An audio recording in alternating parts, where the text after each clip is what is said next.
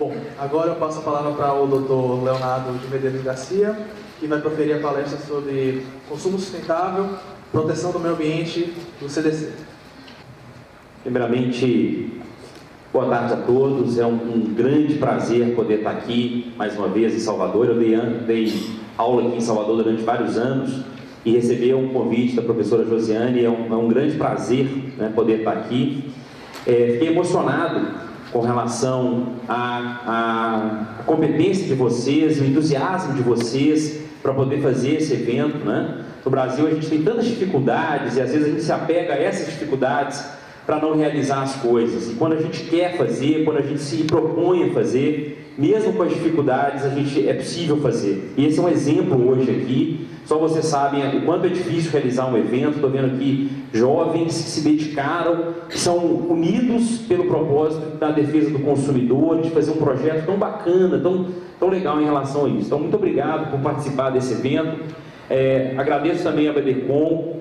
É muito legal o projeto de vocês, né? Eu fiquei conversando aí durante esses dias, ontem que eu cheguei, como é que é a BDCom. Eu lá no Congresso, eu assessorei o relator nas atualizações do Senado, e uma das minhas convicções é que nós só conseguiremos mudar a defesa do consumidor no Brasil se as associações do Brasil forem atuantes.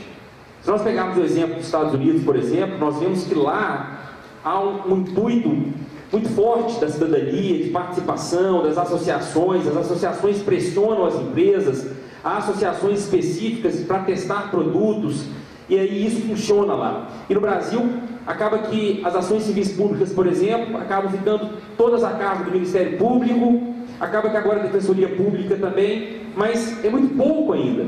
Então, no Congresso agora, a gente tentou fortalecer as associações através das ações civis públicas. De que forma? Nas ações civis públicas propostas por associações, o juiz, verificando que uma associação fez um trabalho interessante, ele poderia condenar o fornecedor a dar uma indenização para a associação. De uma maneira muito interessante, ou seja, seria uma forma de fortalecer as associações através dessa questão financeira, que é um dos problemas, na verdade, das associações. Se nós pegarmos a história do direito do consumidor no Brasil, as associações que surgiram em 70, na década de 70, algumas delas se perderam. E por quê? Porque não tinha apoio financeiro nenhum. Eram voluntários que estavam ali tentando fazer a defesa do consumidor, ajudar nas relações de consumo, mas que não tinham nenhuma estrutura, nenhum apoio financeiro frente à questão do mercado, às empresas que atuam no mercado. Então, eu sou convicto em relação a isso, de que nós precisamos fortalecer as associações no Brasil. Então, parabenizo mais uma vez vocês por esse projeto que vocês estão fazendo, de poder unir esforços aí para uma melhora do mercado de consumo. Bom, com relação à temática do consumo sustentável, como eu disse para vocês, em 2012, eu fui convidado, então, a assessorar o relator, à época, das atualizações do CDC. Chegou no Senado 3 projetos de lei para atualização do CDC. Um deles é o superendividamento, que foi falado aqui hoje, o outro era o comércio eletrônico, e o terceiro era o aprimoramento das ações coletivas. Então eram 3 projetos de lei. E na primeira reunião que eu tive com o senador, ele me perguntou o seguinte: quais são os outros temas que nós poderemos tratar no CDC? Ou somente vamos ficar nesses 3 temas? E a equipe, então, que estava assessorando o relator à época, nós sugerimos 4 temas, então, para serem incluídos no CDC. Publicidade infantil, que é uma temática que nós precisamos urgentemente repensar isso. Aliás, nós tivemos ontem uma decisão maravilhosa do STJ, maravilhosa em relação à publicidade infantil. Fortalecimento dos PROCONs, nós precisamos fortalecer os nossos órgãos administrativos no Brasil. A questão da passagem aérea, isso foi um pedido pessoal meu. Eu fiquei 3 anos indo a São Paulo, fora as viagens que eu faço para dar aula, mas 3 anos, toda semana viajando a São Paulo para fazer o mestrado. Eu sofri na pele das companhias aéreas, então eu pedi ao senador para que tratasse das companhias aéreas dentro do CDC. E o 4º tema era o consumo sustentável. Então nós propomos, naquela oportunidade, que o Código de Defesa do Consumidor fosse atualizado de acordo com o consumo sustentável. Deixa eu pegar só o passador aqui, eu acabei esquecendo. Por quê? Porque o consumo sustentável, ele foi inserido pela ONU em 99 nas diretivas da proteção do consumidor. Essas diretivas de proteção do consumidor da ONU, que é desde 1985, foi inserida então em 99, dentro dessas diretivas, a ideia do consumo sustentável. E por que isso é importante? Porque as diretivas da ONU, elas vão então influenciar as legislações dos países. É um indicativo de que os países devem tratar em suas legislações. Então, é um indicativo de que no Brasil, tantos outros países, precisam urgentemente tratar dessa temática, que é o consumo sustentável. E daí, então, em 2012, nós fizemos essa proposta. Falou, vamos tratar do consumo sustentável. Mas a grande pergunta é, o que é o consumo sustentável? De onde que ele veio? De onde surgiu essa necessidade de se falar de um consumo que seja feito de maneira equilibrada, que seja feito de maneira sustentável? O que é isso especificamente? Estudando isso no mestrado, eu tive uma grata surpresa. Porque a gente ficou lá trabalhando o consumo sustentável no CDC, foi aprovado pelo Senado vários artigos que incluem expressamente o consumo sustentável no Código de Defesa do Consumidor. O princípio da precaução do direito ambiental foi incluído agora no Código de Defesa do Consumidor, está lá na Câmara para ser analisado. Mas qual foi a minha grata surpresa? Que durante o mestrado eu descobri o seguinte: hoje o Código de Defesa do Consumidor tem vários dispositivos que tutelam o meio ambiente e que promovem o chamado consumo sustentável. E mais, a análise agora desse fator ambiental na interpretação do código é um outro paradigma. Eu comecei a olhar as relações de consumo sobre um outro viés. Quando a gente analisa o fator ambiental nas relações de consumo. Mudou a minha lógica de analisar o Código de Defesa do Consumidor. E daí então a minha dissertação foi exatamente esse tema. Quando que o Código de Defesa do Consumidor tutela hoje o meio ambiente através das relações de consumo? A ideia do consumo sustentável nasceu quando? Nasceu quando se fala em degradação ambiental. Basicamente é isso. O que está se preocupando aqui é com o meio ambiente. Antes da década de 70, a gente não tinha essa preocupação. Poucos cientistas falavam em degradação ambiental, em proteção do meio ambiente, em proteger o meio ambiente para futuras gerações. Não havia esse clamor. Isso era uma preocupação de poucos professores, cientistas. Aliás, a gente teve em 1964 um livro espetacular, que era de uma bióloga chamada Raquel Carson, em que ela lançou um livro chamado Primavera Silenciosa. Para muitos, esse é o marco do direito ambiental no mundo, do ambientalismo. O que a professora estava tratando? Sobre o uso de pesticida e inseticida na agricultura. Por que primavera silenciosa? Porque o dano ambiental ele não é imediato. Essa é a grande dificuldade do dano ambiental. Porque o dano ambiental você não vê imediatamente. Às vezes ele está sendo ocasionado por algo que vai acontecer lá na frente. Então era a primavera silenciosa, os danos sendo causados de maneira muito gradual, e nós não estamos percebendo esses danos. A partir da década de 70 a gente começa os movimentos sociais, inclusive os movimentos dos consumidores começam na década de 70 junto com o movimento ambiental. E aí sim começa já uma preocupação com relação à degradação ambiental. Nós temos aí a chuva ácida acontecendo em alguns países. E aí houve a necessidade, em 72, de realizar a primeira conferência do meio ambiente, que foi feita lá em Estocolmo. E nessa conferência, então, o que ficou decisivo? O que foi concluído nessa conferência? Que o problema ambiental no mundo, da degradação ambiental, da poluição, está relacionado à produção industrial. São as indústrias que estão poluindo o nosso planeta. E durante 20 anos, houve essa pecha. O problema do mundo, o problema da degradação ambiental está relacionado à degradação ambiental. E foi-se feito investimentos nesse sentido, das indústrias, para que se poluíssem menos, para que se produzissem de maneira mais limpa, de maneira a degradar menos o meio ambiente.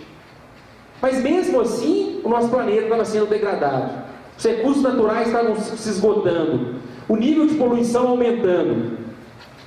Foi então que na década de 80 surge a ideia do desenvolvimento sustentável. Ou seja, nós precisamos desenvolver de maneira equilibrada, de maneira a ser sustentável.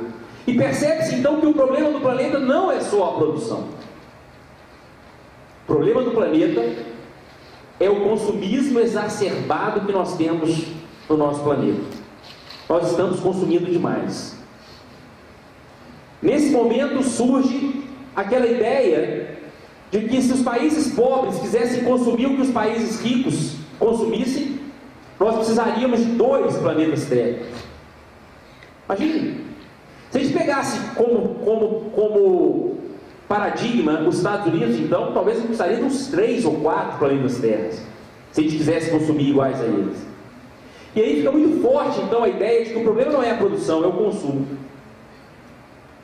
E aí a Eco 92, que foi o grande marco, vários documentos então foram da Eco, né? A declaração ali, e foi realizado pela ONU também, a conferência, ficou constatado que o problema é o consumismo. Nós estamos consumindo demais. Tem uma frase muito interessante de um mexicano que ele diz assim, um professor mexicano: nós gastamos o dinheiro que a gente não tem para comprar algo que nós não precisamos e para impressionar pessoas que nós não conhecemos. Bem-vindo, nós estamos na sociedade de consumo. Essa é a sociedade que nós estamos. Nós precisamos consumir. Só é válido, só é respeitado quem consome no mercado. Só que o problema é que nós estamos consumindo e nós estamos acabando com o nosso planeta. E essa então é a ideia do consumo sustentável, que ficou muito forte a partir da Eco 92, e que culminou então com a proteção dos direitos do consumidor da ONU. Como é que o consumo sustentável hoje está sendo tratado no Brasil? Só para a gente ter um panorama. Primeiro, rapidamente, a Lei de Política Nacional dos Resíduos Sólidos, de 1910, trouxe a ideia do consumo sustentável, mas aí uma ideia muito voltada para o resíduo, para reciclagem, para embalagem, enfim, consumo sustentável foi tratado dentro dessa ótica, né, do resíduo. Depois, em 2011, o governo lança um programa de produção e consumo sustentáveis, com vários planos de ação: educação, compras públicas sustentáveis. Que interessante, hoje o maior comprador do mercado é o governo. Se o governo inserir nos seus processos licitatórios que ele só vai comprar produtos ou contratar serviços de empresas que tenham responsabilidade socioambiental, isso muda. Você começa a influenciar as empresas a respeitarem direitos sociais. Nós tivemos, por exemplo, a Zara, há pouco tempo atrás, com problema de trabalho escravo. Uma empresa dessa não pode contratar com o poder público, porque ela utiliza trabalho escravo na sua produção. E tantas outras empresas. Então isso impacta no consumo sustentável. E aí esse programa vai traçar várias linhas, que é bem interessante. Em 2013 a gente teve o Plandec, que foi um decreto federal, mas que não teve tanta repercussão, que vai tratar como um dos objetivos o consumo sustentável. E por fim, uma lei, no final do ano passado, sobre educação e consumo sustentável. Uma lei de educação ao consumo sustentável que traz então o conceito de consumo sustentável pela primeira vez no Brasil. Vai dizer que entende-se por consumo sustentável o uso dos recursos naturais de forma a proporcionar qualidade de vida para a geração presente, sem comprometer as necessidades das gerações futuras. Basicamente, em todo o conceito de consumo sustentável, você vai ter sempre usando a qualidade de vida da presente geração, ou seja, nós precisamos consumir, nós temos necessidades básicas, mas nós não podemos esquecer das gerações futuras. Em todo o conceito de consumo sustentável vocês vão encontrar isso: qualidade de vida das presentes gerações, mas sem comprometer as gerações futuras.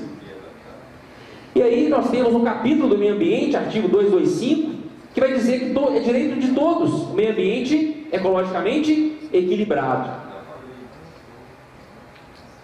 Essencial a sadia qualidade de vida, e impondo ao poder público e à coletividade o dever de proteger para as presentes e as futuras gerações. Veja que a nossa Carta Constitucional já traz essa ideia da coletividade, do poder público, defender o meio ambiente para as futuras gerações.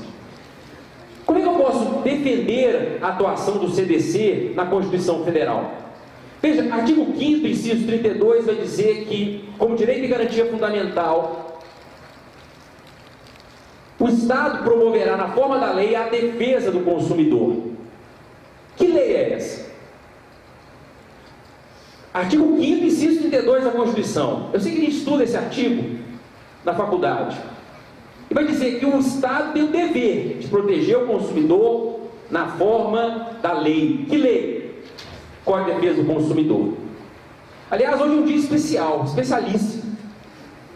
Hoje faz 25 anos que o Código de Defesa do Consumidor entrou em vigor no Brasil. Há 25 anos atrás, o Código de Defesa do Consumidor estava entrando em vigor. Esses direitos que nós conhecemos hoje, os deveres dos fornecedores, estavam começando a ser aplicado pelos PROCONs, pela sociedade, pelo Ministério Público, e sendo pelo Judiciário, enfim, 25 anos atrás. O princípio da dignidade da pessoa humana, artigo 1º. Veja, se é dever do Estado defender o consumidor na forma da lei, e essa lei é o Código de Defesa do Consumidor, e nós precisamos respeitar o princípio da dignidade da pessoa humana, e quando eu falo em dignidade, eu estou falando em todas as áreas. Como é que eu posso pensar na dignidade de uma pessoa, e eu estou falando nem de consumidor, mas de uma pessoa que vive num ambiente poluído, que a água que ele bebe é contaminada? Nós tivemos um problema agora aí do Rio Doce, isso afetou, eu moro no Espírito Santo, afetou várias cidades do Espírito Santo, da barragem de Mariana. As pessoas não têm água para beber. Isso afetou essencialmente aquela população. Isso ofendeu a dignidade daquelas pessoas. Então, quando a gente pensa em dignidade, nós estamos falando que ela precisa de ter um ambiente sadio, um meio ambiente sadio. Só assim nós vamos conseguir proteger a dignidade da pessoa humana. E por fim, quando a gente vê no artigo 170, os princípios da defesa do consumidor e o princípio da ordem econômica, o princípio da proteção ambiental. Os dois princípios estão na ordem econômica. Ou seja, nós só podemos pensar em atividade econômica no Brasil que respeite a defesa do consumidor e, ao mesmo tempo, a defesa ambiental, o meio ambiente. São princípios que estão lá na ordem econômica. Então, veja que a própria Constituição embasa a tutela do meio ambiente através do CDC.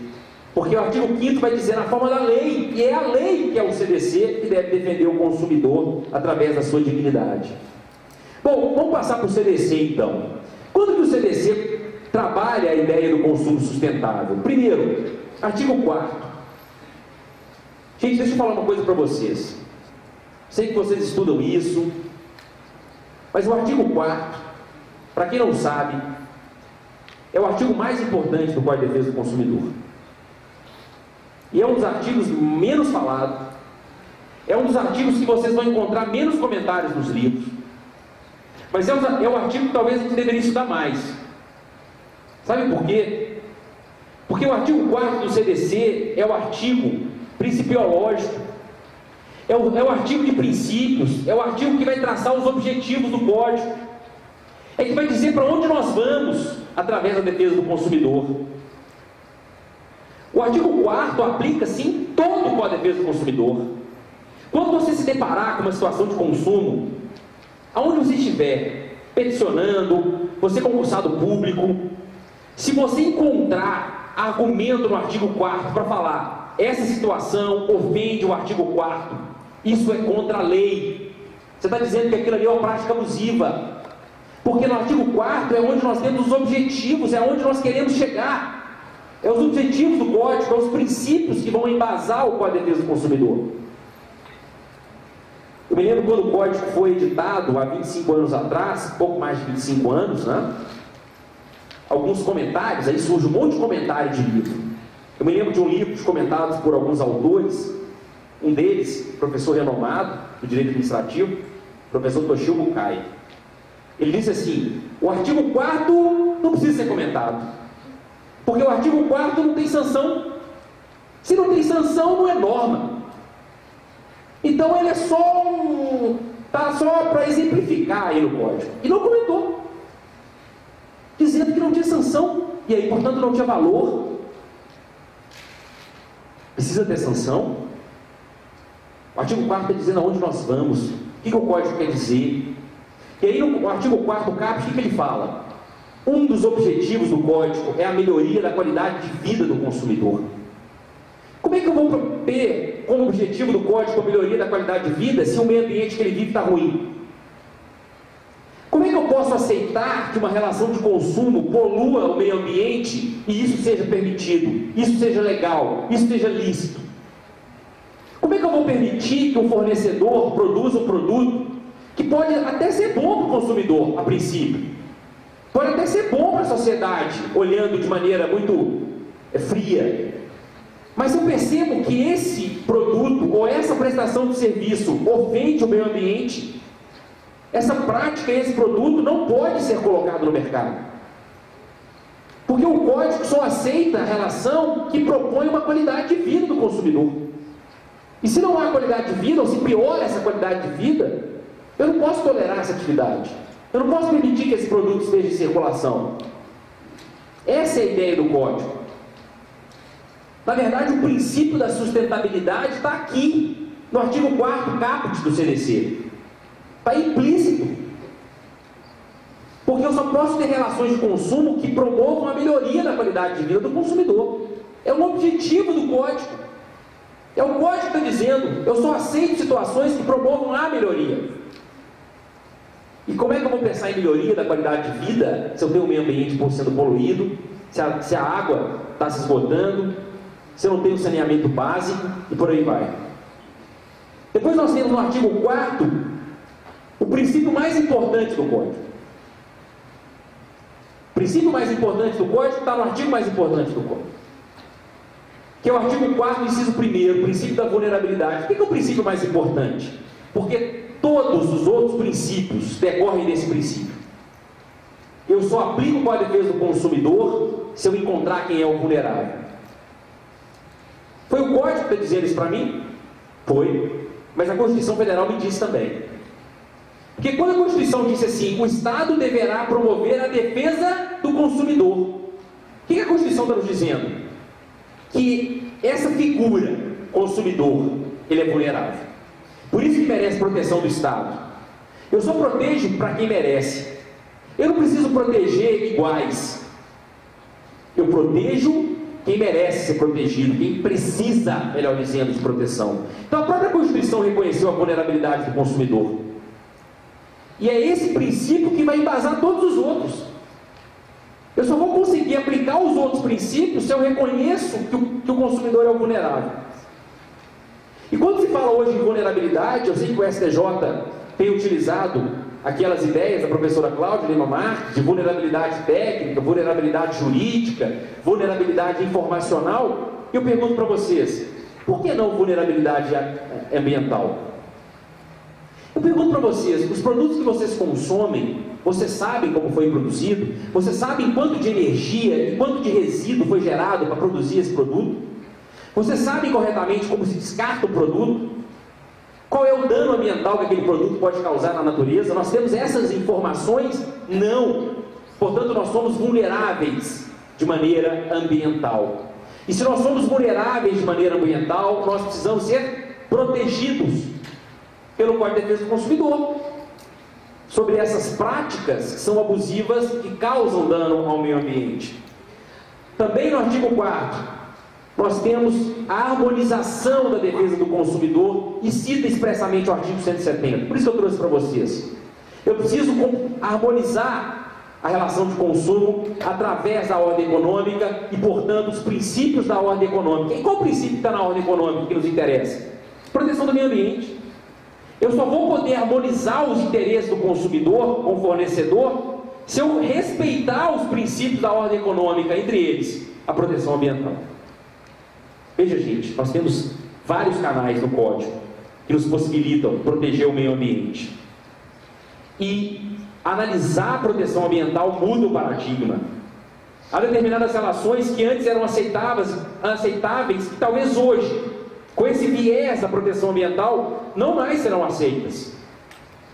Por essas razões que eu estou ilustrando. Princípio da informação ambiental. não tenho dúvidas que é através do princípio da informação ambiental que nós vamos conseguir promover da melhor maneira possível o consumo sustentável. Só o consumidor informado, o consumidor educado, o consumidor consciente é que vai poder ajudar a sociedade de consumo a poluir menos o meio ambiente. Como que o consumidor pode contribuir? Ele pode, por exemplo, optar por produtos que impactam menos o meio ambiente. Se eu sei que um produto causa mais malefícios ao meio ambiente, eu posso escolher conscientemente comprar um que cause menos danos. Agora, eu preciso ser informado. Vocês já ouviram falar da responsabilidade compartilhada que trouxe a Lei de Resíduos Sólidos? A Lei de Resíduos Sólidos trouxe responsabilidade compartilhada para o consumidor no descarte. Só que nós só podemos admitir responsabilidade compartilhada, ou seja, também a responsabilidade do consumidor, se ele foi bem informado. Aonde descarta, qual é o produto que ele precisa descartar, qual é o tipo de embalagem. Porque se eu não sou informado, eu não tenho como ser responsável. Então eu posso optar por produtos que degradam menos o meio ambiente. Eu posso evitar um menor desperdício dos produtos, se eu sei a correta utilização dele. Eu posso, por exemplo, proceder corretamente no pós-consumo, que é descartar, reciclar o produto que é reciclável, fazer a coleta seletiva de maneira correta. Meus amigos, há um tempo atrás, eu confesso para vocês que eu jogava pilha no lixo. Eu estava causando um grave dano ambiental. Porque a pilha, ela vai dissolvendo, solta aquele líquido que é extremamente poluente. Hoje eu não consigo mais jogar. Vai ficando aquela tanto de pilha lá em casa. Até um dia que eu procuro um lugar para entregar aquele saco de pilha. É só através da informação, da conscientização que a gente vai mudar o país. E por fim, deixando de consumir. Nós consumimos demais. Pense no que nós temos em nossas casas. Outro dia eu estava fazendo com a minha esposa lá uma análise dos brinquedos dos nossos filhos. Eu falei, gente, olha o tanto de brinquedo que eles têm, que eles não brincam. A gente fica comprando, querendo comprar.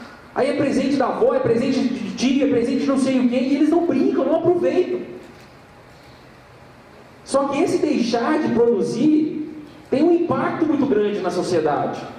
Essa ideia coletiva de proteger o meio ambiente, quanto mais a gente consome, mais a gente precisa de recursos minerais, mais a gente precisa de recursos naturais, mais a gente precisa de energia para produzir esses produtos e por fim. Então, se nós formos bem informados, talvez a gente pode pensar bem e falar, poxa, eu não preciso disso. Eu não preciso consumir isso. Aonde que está rapidamente isso no código? O princípio da informação. Artigo 4º, artigo 6º, em 2 momentos. E olha que interessante que o artigo 4º diz: educação e informação. Eu não tinha notado isso. Foi uma professora que me disse. Para o Leonardo, curioso, né? O código coloca educação e informação, mas coloca educação em primeiro lugar. Não sei se foi a intenção do legislador isso, proposital. Mas só faz sentido nós informarmos se nós educarmos primeiro. Se eu não sou educado, se eu não sou consciente, se eu não sei da importância de proteger o meio ambiente, pode me informar à vontade. Pode me informar que o produto tem que ser descartado naquele lixo. Pode me informar que aquele produto causa muito dano ambiental. Se eu não for consciente, nada disso adianta. Por isso que o código sabiamente vai dizer, educa primeiro. Educa o consumidor. E é por isso que nessa mesa hoje se falou em educação financeira, educação ambiental, nas escolas. Eu estou vendo aqui vocês brigando para ter matéria na faculdade, né? Não ser optativa. Quando na verdade isso deveria ser uma obrigação das escolas. Essa consciência nasce lá. Nós precisamos ser conscientes disso, para depois sim ser educado e aí sim ser informado e aí sim poder, no caso concreto, fazer o descarte correto, o uso correto. Então educa primeiro e depois se informa. Artigo 6º, inciso 2, consumo adequado. Peguem o livro, os livros de direito do consumidor. Pode pegar. O que os autores vão dizer sobre consumo adequado? Consumo adequado é aquele consumo em que o consumidor utiliza as funcionalidades do produto e que não cause danos à saúde e segurança do consumidor. É isso. Sempre foi visto com esse viés. Agora, consumo adequado é mais do que isso. Consumo adequado é um consumo que não degrada o meio ambiente. O que é consumir adequadamente? É só aquele que não vai causar dano ao consumidor? Não. É aquele que também vai promover a qualidade de vida do consumidor e que, portanto, não vai degradar o meio ambiente. Artigo 6º, inciso 3º, informação adequada e clara sobre vários aspectos. Preço, tributos, não é isso? Qualidade, e vai dizer sobre os riscos. Nós devemos ser bem informados sobre os riscos do produto. Mais uma vez, pega os livros. O que os autores vão dizer? O consumidor tem que saber como manusear corretamente um produto para ele não se machucar. É o risco que aquele produto e serviço tem em relação à sua saúde e segurança. Por que a gente não pode inserir aqui o risco ambiental? Nós precisamos ser bem informados sobre os riscos ambientais que os produtos e serviços causam. Porque nesse viés nós temos os chamados riscos diretos, que é o risco que vai causar dano à saúde e segurança diretamente. Por exemplo, uma faca que tem o cabo solto. Na hora que eu vou cortar, eu posso me machucar. Isso é um risco direto à saúde e segurança do consumidor. Mas eu também tenho um risco indireto. O risco indireto é quando eu permito que cause um dano ao meio ambiente, e esse dano ambiental vai causar um dano posterior à saúde e segurança do consumidor. Como eu disse para vocês, os danos ambientais não são imediatos. Nós vamos sentir os danos ambientais muito depois. Há uns 2 anos atrás eu fui na nutricionista e ela disse o seguinte, falou assim: Léo, sabia que o glúten é 18 vezes pior do que o da década de 80?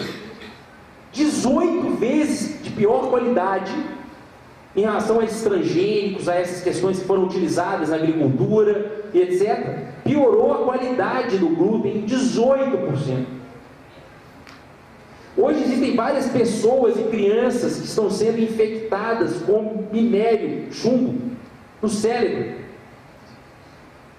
Nós nunca tivemos tantos problemas com as crianças, doenças, dificuldades na escola. Eu não sei vocês, mas eu nunca ouvi tanto a palavra autismo na minha vida nos últimos tempos. Eu fui pesquisar o assunto, porque eu tenho colegas que estão passando por isso. E aí o autismo, que era algo assim, nossa, que, né, a gente, quem viu aquele filme lá do Tom Cruise, né, da década de 80, hoje o autismo é outra coisa. As crianças estão tendo dificuldade de aprendizado, dificuldade de fala, porque há chumbo nos alimentos que estão comendo e está parando no cérebro. Então isso é o dano ambiental, que essa decisão foi causada lá atrás, na década de 70 e 80, e nós estamos sofrendo consequência hoje.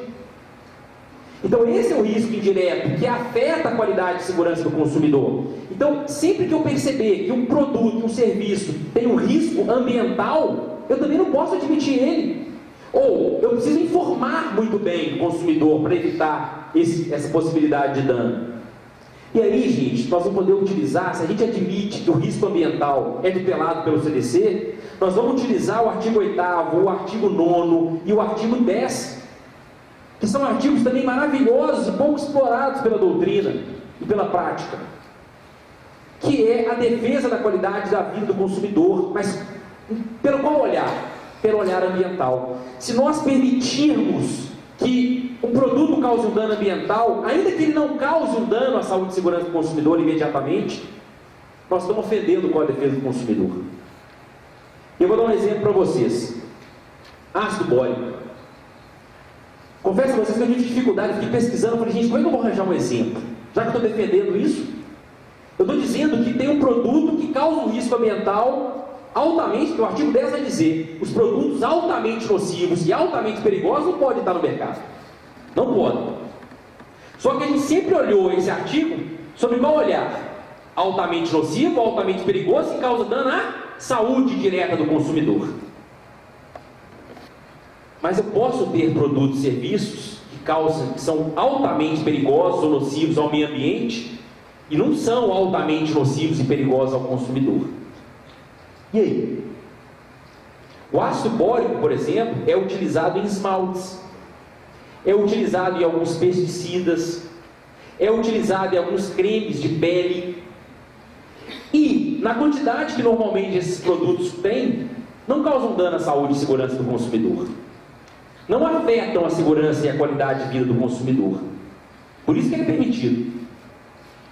Mas a USP fez uma pesquisa e diz que essa substância, mesmo em pequena quantidade, no meio ambiente, ele causa um problema no ecossistema. A questão dos peixes, em várias espécies de animais, ele afeta o ecossistema como um todo. E aí? Nós vamos permitir? O Código não trata do risco ambiental. O artigo 10 não pode ser aplicado nesse caso para proibir esse produto, porque não é só o dano direto à saúde do consumidor. Se eu permitir que esse ecossistema seja alterado, amanhã vai ser a nossa qualidade de vida que vai ser prejudicada. Então, estou utilizando o CDC. E mais, vocês conhecem muito bem o parágrafo 1º, que é o recall. Chamar de volta o consumidor, né? A indústria automobilística usa muito isso. Produz um carro, depois descobre que esse carro tem um defeito de fabricação. E aí convoca os consumidores. Consumidor, vem cá consertar o seu carro. Se nós podemos interpretar o código sobre o viés ambiental, nós temos também agora o chamado recall ambiental. Chamar o consumidor para falar: olha, consumidor, eu forneci um produto para você que eu não sabia que ele é altamente nocivo ao meio ambiente. Eu preciso que você me entregue esse produto. Eu, por exemplo, fazer o correto descarte. Porque essa embalagem, a princípio, ela não causa dano nenhum a você. Não tem defeito para você. Mas ele é danoso ao meio ambiente se for indevidamente descartado. E você talvez não vai saber, consumidor, descartar corretamente. Vem cá, me entrega esse produto para eu proceder a correta descarte. Recall ambiental. Olha a utilização do CDC na proteção do meio ambiente mais uma vez. Sei que nosso tempo já está esgotado, mas eu queria trabalhar rapidamente a questão da oferta. Artigo 31 fala mais uma vez sobre o princípio da informação. E é na oferta, normalmente, dos produtos, é que nós temos a possibilidade de ser bem informado. São nos rótulos dos produtos, é nos manuais, é na hora que eles estão querendo vender os produtos para nós. É que nós precisamos ser bem conscientes, bem informados sobre a qualidade ambiental desses produtos. E aí nós temos, então, surge, inclusive a Lei de Resíduos Sólidos incentiva a ideia da rotulagem ambiental. São rótulos, são selos, que vão atestar, por exemplo, se um produto é orgânico. Hoje nós estamos aí na onda dos produtos orgânicos. Então existem instituições credenciadas, sérias, privadas ou públicas, que vão atestar, por exemplo, que o produto é orgânico, que vai atestar, por exemplo, que o produto gasta menos energia, ou que vai atestar que o produto foi produzido sem degradar o meio ambiente. Enfim, são selos. Nós temos que incentivar a rotulagem ambiental dos produtos. Agora, o que o fornecedor faz? Começa a utilizar expressões imprecisas. Amigo do meio ambiente, rótulo verde, não polui a camada de ozônio, ecologicamente correto, produto sustentável. Eu pergunto para vocês, o que é um produto sustentável? Então, o que acontece no mercado é que começa o fornecedor a utilizar de uma prática que é a maquiagem verde, greenwashing. Eu quero me parecer verde, eu sou ecologicamente correto. E aí eu coloco lá um selo, digo que eu sou sustentável, digo que eu sou eco não sei o quê, e aí faço uma imagem de que eu protejo o meio ambiente, quando na verdade não protege. O Bombril, a Conar, retirou de circulação essa publicidade do Bombril e mandou a Bombril alterar a embalagem, porque ela utilizava a expressão produto 100% ecológico. O que é isso? Isso está informando alguma coisa? Não. Eu preciso de informação precisa, como diz o código. O código me diz informações precisas, claras, adequadas, corretas, que o consumidor consiga realmente verificar. Peraí, isso aqui polui ou não polui o meio ambiente? Agora, quando ele diz produto 100% ecológico, Eu não sei o que é isso. E aí o CONAR veio e falou, peraí, isso aí não. Isso aí está acusando o consumidor de ser publicidade enganosa. A questão também do logo Jangos, né? Da selva de logotipos. Muitos fornecedores, para não informar o consumidor, colocam um monte de rótulos, um monte de selos, e ele não informa nada. É tanto selo ambiental, é tanta propaganda ambiental, que eu não sei mais, estou perdido. Então é um cuidado que tem que ter. Poder público fiscalizar. Olha, se você quer informar, informa adequadamente, o que é realmente relevante para o consumidor. Agora, quando você coloca um monte de selo ambiental, um monte de rótulo, você não informa nada, porque o consumidor não vai entender isso. Um indicativo interessante é a chamada pegada ecológica.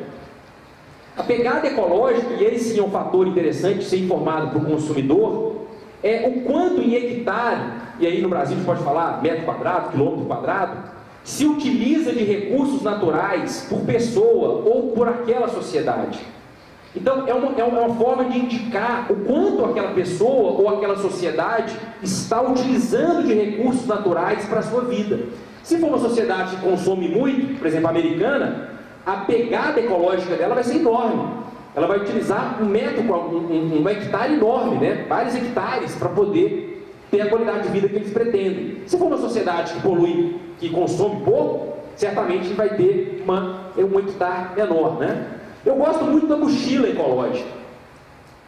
A mochila ecológica é o peso, é a quantidade em tonelada de recurso utilizado para se fazer um produto. Então, por exemplo, um carro, vamos supor, eu não sei aqui quanto pesa um carro, mas um carro pesa 1 tonelada. Quanto de recurso natural foi utilizado para a fabricação daquele carro? 15 toneladas, por exemplo. Isso é um indicativo importante. Ou seja, eu vou saber que foram utilizadas 15 toneladas de recursos naturais para produzir aquele carro. Então essa é a mochila ecológica. Isso é indicado no produto. Quanto de quilos, de toneladas foi utilizado de recursos naturais para produzir aquele produto. Aí eu consigo aferir qual é o produto que utilizou menos recurso natural, né, do que outros. A questão da publicidade enganosa, e aí a publicidade do Bombril é nesse sentido, né? Aquela que vai induzir o consumidor a erro, inteira ou parcialmente falsa. Nós tivemos um problema sério com a Petrobras, mais uma vez a Petrobras, né? Porque a Petrobras falava que era amiga do meio ambiente, falava que tinha questões ambientais, e ela tinha um diesel que poluía. Um diesel com alto teor de enxofre. Então ela não era amiga do meio ambiente. E a CONAR veio e falou, peraí, retira essa publicidade ambiental sua, porque você não está ajudando o meio ambiente. O seu diesel polui e você não quer alterar a qualidade do seu diesel. Então é a chamada publicidade enganosa. Publicidade abusiva. A publicidade abusiva vai dizer expressamente que é aquela que vai desrespeitar valores ambientais. Caracteriza a publicidade abusiva. Nós tivemos, por exemplo, no Brasil, uma da Peugeot. Dirija esse prazer. E aí era uma família que dirigia um carro, e eles iam subindo uma ladeira, e o carro estava sem força, e aí os consumidores, né, aquela família começava a jogar vários objetos do carro. Então o CONAR suspendeu essa publicidade. Além de infringir o Código de Trânsito, porque você não pode jogar nada no carro, você está dando um incentivo para que as pessoas se comportem dessa maneira. Você está degradando o meio ambiente. Isso não pode, isso é publicidade abusiva. E nós tivemos também, por fim, uma publicidade que ficou conhecida no Brasil inteiro, que foi da nossa Rainha dos Baixinhos. Que ela dizia, então, para os pais cortarem a sandalinha das crianças, é isso mesmo, pegar uma tesoura, cortar a sandália e pedir uma nova para os pais. Só que aí pedia a nova da Gardênia, a nova da Rainha dos Baixinhos. Prática abusiva, publicidade infantil, mas que desrespeita valores ambientais. Sabe por quê? Se nós estamos falando que uma das coisas que nós temos que tratar no consumo sustentável é o não consumo, quando ela faz isso, o que ela está fazendo? Incentivando o consumo exacerbado. Esse é o novo viés que nós precisamos interpretar as publicidades. A publicidade hoje não pode ser uma publicidade que simplesmente nos coloque para consumir mais e mais. Tem que ter uma responsabilidade social. Eu preciso consumir o que realmente importa, o que interessa para mim. Então, sobre esse viés hoje, as publicidades são abusivas, porque ofendem valores ambientais. Qual é a sociedade? Qual é o ambiente que nós queremos viver? Será utópico pensar que é possível viver numa sociedade consciente, que as pessoas se conscientizem de que realmente é possível não degradar o meio ambiente? Será que é muita utopia pensar que eu vou deixar de consumir, por exemplo, um produto da Nike, que eu acho bacana, que eu acho legal, mas que ele ofende valores sociais quando ele utiliza de trabalho escravo na Ásia para comprar outro produto? Será que eu tenho essa consciência? Porque na Europa eles fizeram isso, e a Nike baixou as ações da Nike na Europa, e eles tiveram que rebolar para voltar a vender na Europa de novo. Será que é utópico pensar no Brasil? Nós estamos passando um momento tão difícil no Brasil, né, de tão descrédito, de tão desvalorização, né, desapontamento. Será que é muito utópico pensar que isso é possível chegar lá? Sempre quando eu penso nisso, nessa utopia de se chegar em algum lugar, eu me lembro de uma poesia que eu acho linda, que é uma poesia de um sociólogo uruguaio, Eduardo Galeano, que morreu ano passado. E ele diz assim: a utopia, que é o nome da poesia, ele vai dizer: aonde mora a utopia? A utopia mora lá no horizonte. Se eu me aproximo 2 passos, ela se afasta 2 passos. Se eu ando 10 passos, ela corre 10 passos. Por mais que eu caminhe, eu jamais consigo alcançar a utopia. Ele fala assim: para que serve a utopia então? Serve para isso, para que eu não deixe de caminhar. E é isso que nós precisamos fazer na defesa do consumidor, é isso que vocês estão fazendo aqui hoje. Nós não podemos deixar de acreditar que nós podemos, através de ações, através do respeito e interpretação do CDC, melhorar a sociedade de consumo que nós temos. Obrigado.